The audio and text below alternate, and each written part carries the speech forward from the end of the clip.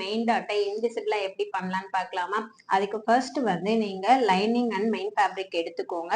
எடுத்துட்டு உங்களுக்கு எங்க டாட் வரணுமோ அதை நான் வரைஞ்ச மாதிரி நீங்களும் வரைஞ்சு வச்சுக்கோங்க. அதுக்கப்புறமா நீங்க நம்ம டாட்டோட சென்டர்ல ஃபர்ஸ்ட் வந்து தச்சு எடுத்துக்கோங்க.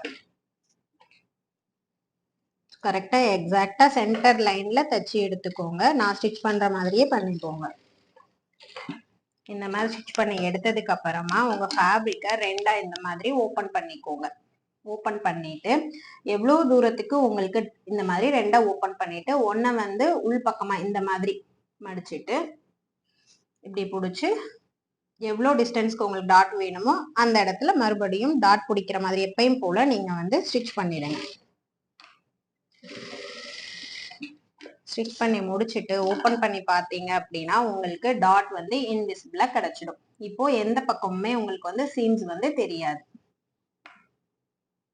ஸோ இந்த மெத்தடை ஃபாலோ பண்ணி நீங்க டாட் பிடிச்சிங்க அப்படின்னா உங்களுக்கு பொட்டிக் ஸ்டைல் ஃபினிஷிங் கிடைச்சிடும்.